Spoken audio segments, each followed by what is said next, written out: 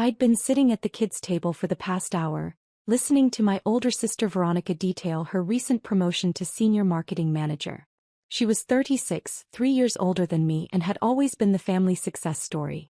Her designer dress probably cost more than most people's monthly rent, and she made sure everyone knew it. "The corner office has such an amazing view," Veronica said, swirling her wine. "I can see the entire downtown skyline." "Of course you wouldn't know anything about that, would you, Emma?" I smiled and cut into my turkey. "It sounds lovely." "Emma's doing just fine," Aunt Carol offered weakly, though even she looked uncomfortable. "She has a stable job." Answering phones, my younger brother Tyler interjected with a laugh. He was 28 and worked as a financial analyst. "I mean, it's honest work, I guess. Better than nothing." Mom set down her fork with that particular precision that meant she had something important to say.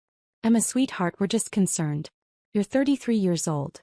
Most people your age have progressed further in their careers." "I understand," I said quietly. "Do you, though?" Dad leaned forward, his expression a mixture of disappointment and confusion. "You have a degree from Stanford, Emma. Stanford. And you're working reception at some tech startup. Do you know how that looks to people when they ask about our children?"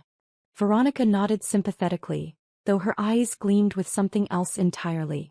"I tried to get you an interview at my company, remember? For an entry-level marketing position. But you said you were happy where you were." "I am happy," I confirmed. "Happy answering phones," Tyler muttered, loud enough for everyone to hear. "Living in that tiny apartment in the Tenderloin. Driving a 10-year-old Honda Civic. Real American dream stuff." Grandma Patricia, who'd been mostly quiet, suddenly spoke up. "In my day, women didn't have the opportunities you girls have. Emma should be grateful she has any job at all, even if it's just a receptionist position." "She should be grateful?" My cousin Derek laughed from across the table. "Grandma, she went to Stanford. She should be running something by now, not greeting visitors." I'd heard variations of this conversation for the past 8 years. Every family gathering, every holiday, every birthday party. The disappointment in their voices had become background noise, like traffic or rain. They didn't understand, and I'd long ago stopped trying to explain. "The tech industry is so competitive," Mom continued. "Maybe you should consider pivoting to something more stable. Your father has connections at several established companies. Real companies with structure and advancement opportunities." "I appreciate that," I said. "But I'm content with my current position." "Content," Dad repeated as if tasting something bitter. "Your sister is thriving. Your brother is on track to make partner at his firm. And you're content answering phones." Veronica reached over and patted my hand in what she probably thought was a sisterly gesture. "Emma, I say this because I love you. You're wasting your potential. That company you work for. What's it called again? Tech Venture Solutions? Nobody's even heard of it. It's probably going to fail like 90% of startups do, and then where will you be?" "I'll figure it out," I assured her. "Will you?" Tyler challenged. "Because from where I'm sitting it looks like you've given up. You dress like you're still in college, you live in a neighborhood that's one step above a slum, and you're doing work that literally anyone with a high school diploma could do." Uncle Richard, who'd been listening silently, finally weighed in. "The boy has a point, Emma. You're at an age where you should be thinking about your future. Marriage, family, financial security. How are you supposed to attract a quality partner when you can barely support yourself?" "I support myself just fine," I said evenly. "Do you?" Mom's voice rose slightly. "Because last I checked, you were living paycheck to paycheck in a studio apartment. You never go on vacation, you never buy yourself anything nice, you're always making excuses about why you can't attend family events that require travel." "I attended Cousin Michelle's wedding in Napa," I pointed out. "You drove up for the day and drove back the same night," Veronica countered. "You didn't even stay for the reception dinner because you said you had to get back." "Get back to what, Emma?" "Your thrilling life answering phones." The thing was, they weren't entirely wrong about the surface facts. I did live in a modest apartment in the Tenderloin. I did drive an older car. I did dress simply and avoid expensive vacations. What they didn't understand, what they couldn't understand, was why. "I'm just worried about you," Mom said, her voice softening. "You're my daughter and I want to see you succeed. Is that so wrong?" "Of course not," I replied. "Then why won't you let us help you?" Dad insisted. I could make one phone call and get you interviews at 3 different companies. Real positions with real salaries and benefits. You could move out of that neighborhood, get a decent car, start living like someone with your education should be living. My phone buzzed in my pocket. I ignored it. She's probably gotten so comfortable being mediocre that she's afraid of real responsibility, Tyler said. Some people are just like that. They peak in college and then coast for the rest of their lives.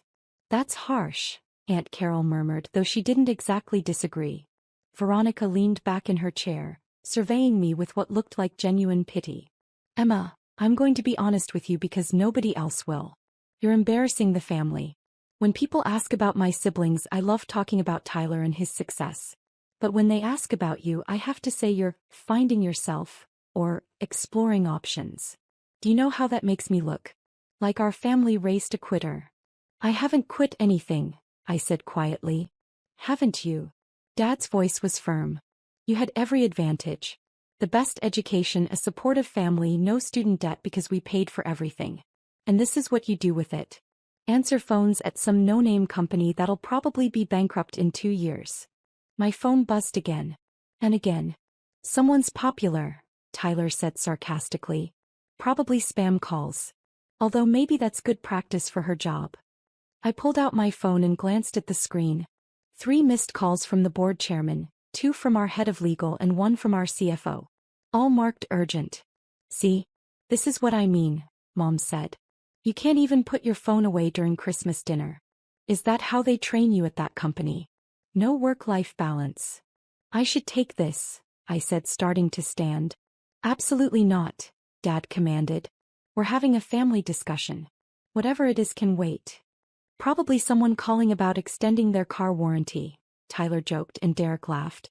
My phone rang again. This time it was the chairman calling directly. Emma, sit down, Mom said firmly. This is disrespectful. We're trying to help you and you're prioritizing spam calls over your family. I looked at the screen, then at my family's expectant faces, all showing various degrees of disappointment and judgment. After 8 years of this, part of me wanted to just answer the phone and end the charade. But another part of me, the part that had sat at countless dinners just like this one, knew that some lessons needed to be learned the hard way. You're right, I said, declining the call. I apologize. What were you saying? Dad looked satisfied. We were saying that it's time for you to get serious about your career. This receptionist thing has gone on long enough. Your father and I have been discussing it, Mom added. We think you should move back home for a few months. Save some money, let us help you find a real job, get back on your feet properly. Move back home. I repeated. I'm 33.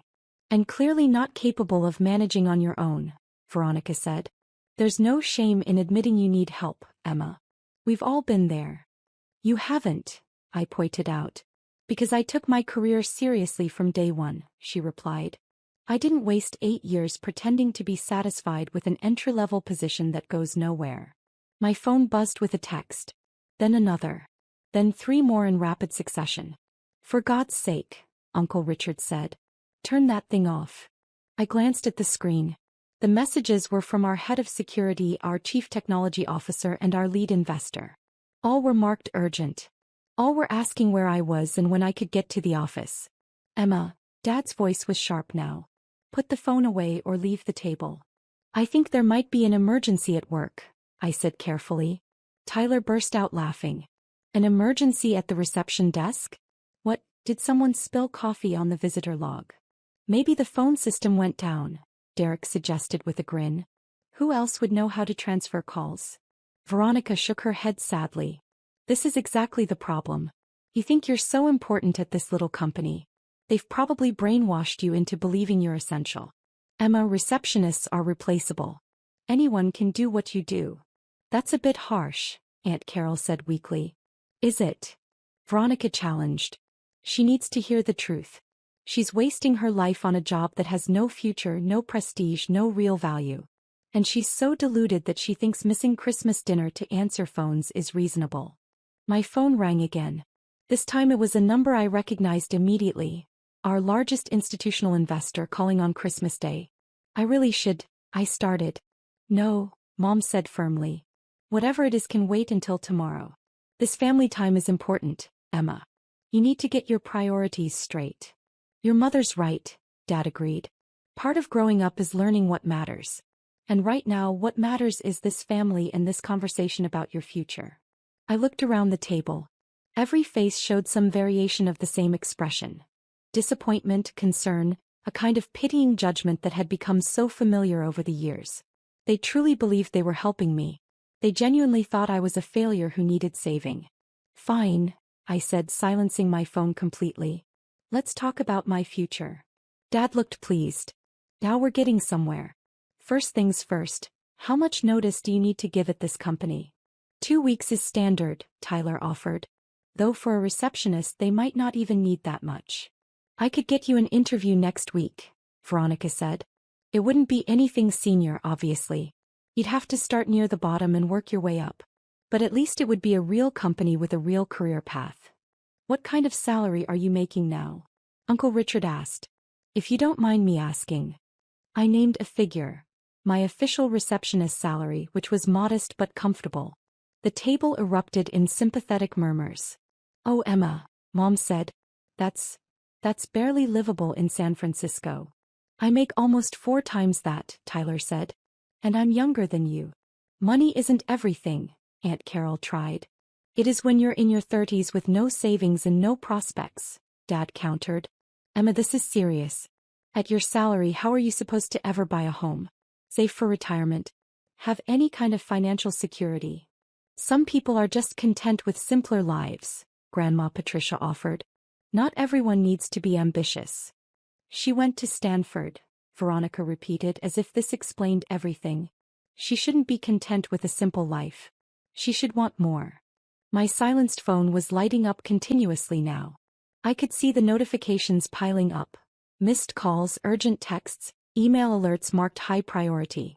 The board chairman had called 6 times. Our chief legal counsel had sent 3 texts marked critical. Our head of investor relations had emailed with the subject line. Media inquiry. Response needed immediately. What do you think, Emma? Mom asked. Will you at least consider moving back home temporarily? Let us help you find something better. I looked at my phone one more time. A new message had just come through from the board chairman. Emma, we have a situation. The merger announcement leaked. Press is calling. We need your approval on the public statement before markets open Monday. Where are you? I think, I said slowly, that I should probably answer my phone. Absolutely not, Dad said. We're not finished here. This is exactly the problem, Veronica added. You let this job control your life. They've probably convinced you that you're irreplaceable, that they can't function without you for even a few hours. It's manipulative, Emma. That's how these small companies operate. They exploit people's need to feel important. My phone started ringing again. This time it was a number with a Washington, D.C. area code. Probably the SEC wanting to discuss the merger announcement before their official statement. Tyler glanced at my screen and laughed. Who do you know in D.C.? Did you apply for a federal receptionist position? Maybe she put the wrong number on her resume, Derek suggested. They're calling to tell her she didn't get the job. Answer it, Veronica said suddenly. Go ahead, Emma. Show us all how important your little receptionist job is. Maybe it'll help you see how ridiculous you're being. Everyone was looking at me now, waiting. The phone continued to ring. Veronica, Mom said warningly. Don't embarrass your sister. I'm not trying to embarrass her, Veronica replied. I'm trying to help her see reality. Emma, answer the phone. Let us hear what kind of emergency requires the receptionist on Christmas Day. I looked at the screen, then at my family's faces. After 8 years of careful silence, of letting them believe what they wanted to believe, part of me was tired. But another part of me, the part that had learned early that some people would never understand, knew that this moment would teach them something no amount of explanation could. All right, I said quietly and answered the call. Emma. The chairman's voice was loud enough that the people nearest me could hear it. Thank God. Where have you been? We have a situation. I'm at Christmas dinner with my family, I said calmly. What's happening? The merger leaked to the press. Bloomberg is running a story in the morning. We need your approval on the public statement before it goes out, and we need your signature on the revised disclosure documents. The SEC is asking questions and our investors are calling every 5 minutes. Can you get to the office? Tyler was grinning, clearly expecting this to be some minor administrative crisis that would prove his point about my replaceable nature. What time do you need me there? I asked. As soon as possible. The board is convening an emergency meeting via video conference in 2 hours. We need you to chair it. Veronica's smile faltered slightly. Hold on, I said, putting the phone on mute. I need to take this call in private. It might be a few minutes. Of course it will be, Dad said wearily. Go ahead. We'll be here when you're done wasting time on whatever crisis they think they have. I walked into the other room and unmuted the phone. Peter, I'm with family. Can we handle this remotely? Emma, this is an $8.2 billion merger. The biggest in our company's history. We need you present either physically or virtually. The board wants to see their CEO. I understand. Set up the video conference for 2 hours from now. I'll join from here. Send me the statement and disclosure documents. I'll review and sign them within the hour. You're sure? Your family won't mind. I glanced back toward the dining room where I could hear Tyler saying something that made everyone laugh. They'll understand. Send everything to my secure email. Already done. Emma, I'm sorry about this timing. It's part of the job. I'll see you on the call in 2 hours. I ended the call and checked my other messages quickly. The SEC inquiry was routine. They just wanted confirmation of the timeline. Our lead investor was concerned about the leak but confident in the merger's prospects. Our head of legal had drafted 3 versions of the public statement for my review. I spent 15 minutes in the guest bedroom, reviewing documents on my phone, approving statements and sending guidance to the legal team. Then I sent a text to my chief of staff. Clear my schedule for the next 6 hours. Board meeting in 2 hours, then calls with major investors. I'll be available but remote. When I returned to the dining room, dessert had been served. Everyone looked at me with barely concealed annoyance. All sorted? Mom asked, her tone suggesting it better be. Not quite, I admitted. I'm going to need to step away for a board meeting in about 90 minutes. The table went silent. A board meeting, Tyler repeated slowly. On Christmas Day. Unfortunately, yes. Emma, Dad said carefully, what exactly is your position at this company? I'd avoided this conversation for 8 years. 8 years of sitting at the kids' table, of listening to career advice from my younger brother, of being pitted and patronized and dismissed. Part of me wanted to just say it plainly and watch their faces change. But I'd learned that sometimes the lesson needs to unfold naturally. I work at Tech Venture Solutions, I said simply. As a receptionist, Veronica added, though her voice had lost some of its certainty. I do answer phones sometimes, I confirmed. But you said there's a board meeting, Uncle Richard interjected. Receptionists don't attend board meetings. Perhaps she takes minutes, Grandma Patricia suggested. That would make sense. My phone buzzed with a new email from our PR team. Madam Sue, Bloomberg's draft article for your review before publication. They want to include a quote from you about the merger's impact on the industry. I scanned it quickly and sent back notes, then looked up to find everyone staring at me. Who was that? Mom asked. PR team. They need approval on a press statement. Why would they need your approval? Tyler's face had gone slightly pale. Because it's my responsibility. Veronica's hand had started to shake slightly, rattling her wine glass against the table. Emma, what exactly do you do at this company? I looked at her for a long moment. 8 years of dismissal, of being treated like the family failure, of patient explanations that went nowhere. And now, finally, the moment where reality catches up. I founded it, I said simply. 11 years ago, right after Stanford. We've grown to about 8,000 employees.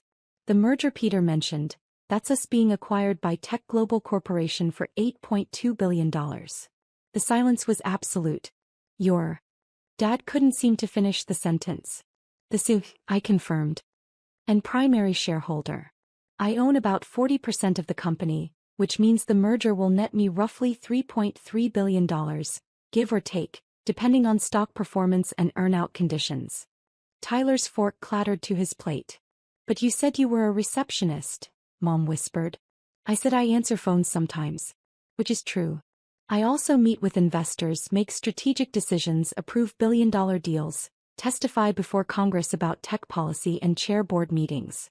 The reception work is just something I do occasionally when I'm in the office, because I think it's important to stay connected to every level of the business. Veronica's face had gone from red to white to red again. You've been lying to us for 8 years? I've never lied, I said calmly. You've asked me what I do and I've told you I work at Tech Venture Solutions. You've asked if I answer phones and I've said yes. Every word I've said has been true. You just made assumptions about what those truths meant. But your apartment, Aunt Carol stammered. Your car. The way you dress. I like my apartment. It's in a vibrant neighborhood with character. My car runs perfectly fine. Why would I replace it? And I dress for comfort, not to impress people. Just because I have money doesn't mean I need to spend it on things that don't matter to me. $3 billion, Uncle Richard said faintly. Approximately. The exact figure depends on various factors. My financial advisors can explain it better than I can. Dad was staring at me like he'd never seen me before. Why didn't you tell us? Would you have believed me? 8 years ago when we were just starting out, would you have taken me seriously if I said I was building a company? You wanted me to get a stable job at an established firm. You wanted me to follow a traditional path.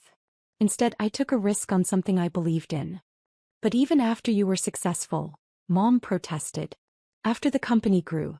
You could have told us then. I tried, I reminded her gently. 3 years ago at Tyler's graduation party, I mentioned we'd just secured Series C funding. Do you remember what you said?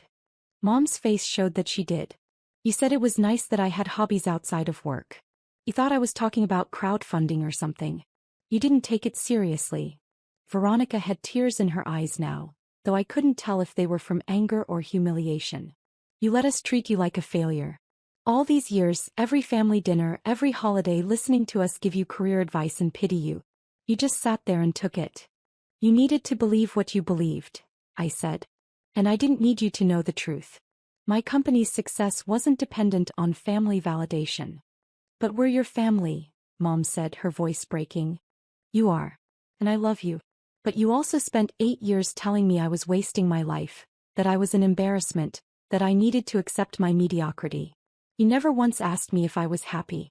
You never considered that maybe I knew what I was doing. Tyler was staring at his plate. Derek had gone completely silent. Grandma Patricia looked like she might faint. My phone buzzed again. 45 minutes until the board call, my chief of staff reminded me. I need to prepare for this meeting, I said, standing. It's going to run several hours. I'll probably miss the rest of dinner. Emma, wait, Dad said. We need to talk about this. We've talked about it for 8 years, I pointed out. You've made your opinions very clear. Now you know the full story.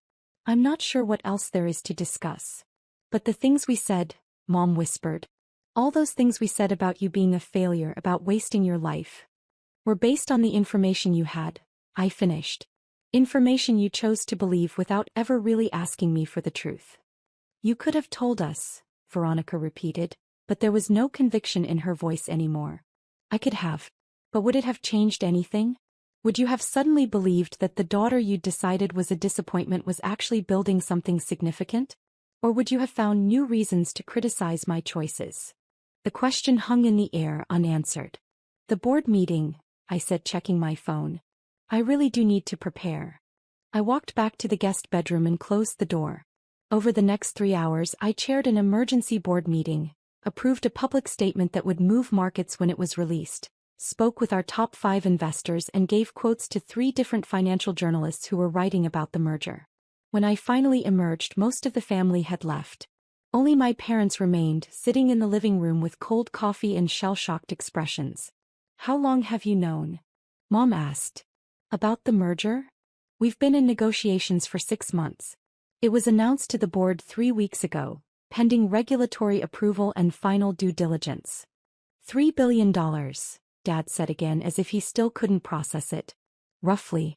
After taxes and various other factors, probably closer to $2 billion in actual liquid wealth.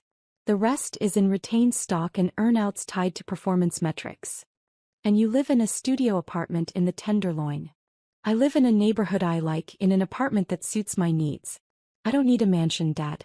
I never did. Mom was crying now, really crying. All those times we told you to get your life together. All those conversations about how you were wasting your potential. You were worried about me. I understand that. No, you don't, she said. We were ashamed of you. We thought you'd failed. And you were building an empire while we were pitying you. I was building something I believed in, I corrected.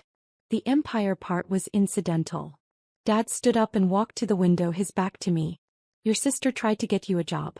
An entry-level marketing position. While you were running $1 billion company. I remember. I declined politely. We thought you were being stubborn and prideful. That you couldn't accept help because you were too proud to admit you needed it. I didn't need it. But thank you for offering. The silence stretched out. On my phone, I could see the preliminary market reactions to the merger announcement.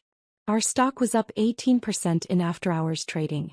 The financial press was calling it one of the biggest tech acquisitions of the year. My chief of staff had sent me a summary of the coverage. Mostly positive, with some concerns about regulatory scrutiny but overall optimism about the strategic fit. What happens now? Mom asked finally. Now. The merger closes in about 4 months, assuming regulatory approval. I'll stay on as CEO during the transition period, then probably take some time off to figure out what I want to do next. I meant with us. With the family. I looked at my parents. These two people who'd raised me, supported me through college, and then spent 8 years fundamentally misunderstanding me. I didn't feel angry exactly. Just tired. That depends on you, I said. I'm still the same person I was yesterday. I still live in the same apartment, drive the same car, do the same work. The only thing that's changed is your perception of it. But we treated you terribly, Mom protested. You treated me according to what you believed was true. I don't hold that against you. You should, Dad said, turning back from the window. We should have asked more questions. Should have been more curious about your life instead of just judging it. Yes, I agreed. You should have. The honesty seemed to hit him harder than any anger could have. Can we start over? Mom asked. Can we try to understand now? Maybe, I said. But not tonight. I need to get back to the office for some follow-up calls with our Asian investors. They're in a different time zone. And you need time to process this. Will you come to New Year's dinner? She asked tentatively. I'll think about it. We could meet for lunch sometime, Dad offered. Just us. No big family gathering. You could tell us about your company. About what you've built. I'd like that, I said. And I meant it. I gathered my things and headed for the door. As I was putting on my coat, I heard Veronica's voice from the kitchen, where she'd apparently been hiding this whole time. Emma, she started then stopped. I waited. I don't know what to say. You don't have to say anything. Yes, I do. I was cruel to you. For years I was cruel. And you just took it. Why? I thought about this for a moment. Because you needed to feel superior and I didn't need you to know the truth. It cost me nothing to let you believe what you wanted to believe. But it must have hurt. All those things we said. Did it hurt? I considered. Sometimes. But I was busy building something real. Your opinions, while hurtful, weren't relevant to that work. Veronica flinched. That's harsh. It's honest. You've spent 8 years being harsh to me. I'm just being honest with you. Can I see it? Your company. Maybe someday. When you're actually interested in what I've built, not just impressed by what it's worth. I left without saying goodbye to anyone else. As I drove back to my studio apartment in my 10-year-old Honda Civic, my phone continued buzzing with messages from investors, journalists, and board members. The merger was real now, public, impossible to ignore. The financial world was taking notice of what we'd built. But as I unlocked my apartment door and sat down at my modest desk to continue working, I realized that the only thing that had really changed was other people's perception. The work was the same. The mission was the same. And I was still the same person I'd been at that Christmas dinner. Just one that my family was finally starting to see clearly. My phone buzzed one more time. It was a text from Tyler. I'm sorry. For everything. I was wrong about you. I read it twice then typed back. I know. Thank you for saying it. It wasn't forgiveness exactly. But it was a start.